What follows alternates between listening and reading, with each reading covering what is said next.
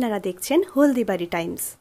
বৃহস্পতিবার রাতে হলদিবাড়ি ব্লকের উত্তর বড় হলদিবাড়ি গ্রাম পঞ্চায়েতের অধীন ডাঙ্গাপাড়া তিনপথি মোড় সংলগ্ন গ্রামে বসেছিল বিয়ের আসর। বিয়ে শুরু হলেও দেখা মেলেনি বরযাত্রীর। বরযাত্রী আসবে কোথা থেকে? এ যে ব্যাঙের বিয়ে, এও এক বিয়ে, তবে একেবারে অন্যরকম। বরের বেশে কলা ব্যাঙ আর বউয়ের সাজে সোনা ব্যাঙ।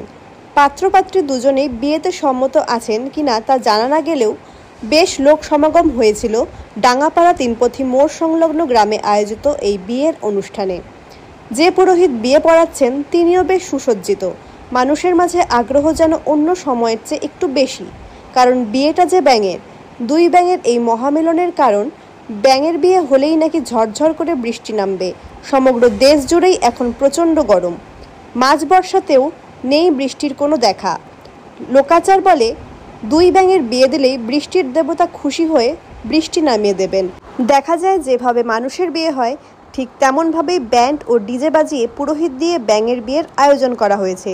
হিন্দু ধর্মের রীতিনীতি অনুযায়ী বিয়ের জন্য মণ্ডপ, মালা বদল, 7 পাক, গায়ে হলুদ, আশীর্বাদের ধান দুর্বা, সিঁদুর দান, পুরোহিতের মন্ত্রপাঠ, শঙ্খের ধ্বনি, প্রায় সব কিছুর নিয়ম ছিল ব্যাঙের এই বিয়েতে। ছিল নাচ গান ও সবশেষে ভুরিভোজও। এমনকি এই অনুষ্ঠানে আমন্ত্রিতরা নবদম্পতিরা নববধূকে দান করছেন নগদ অর্থ। একদম ধুমধাম করে সব রীতিনীতি মেনেই এই বিবাহ সম্পন্ন হয় বলে সূত্রের খবর। ব্যাঙের বিয়ে দেখতে আসা একজন জানান, আমার জীবনে প্রথম ব্যাঙের বিয়ে দেখলাম, খুবই ভালো লেগেছে। বৃষ্টির জন্য ব্যাঙের বিয়ে প্রথম জানলাম।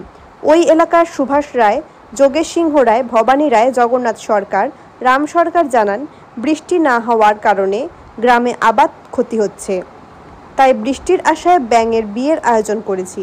তিনি আরও জানান, কিছুদিন ধরে তীব্র গরম, তাপমাত্রা বেশি হওয়ার কারণে আমরা কষ্টে রয়েছি।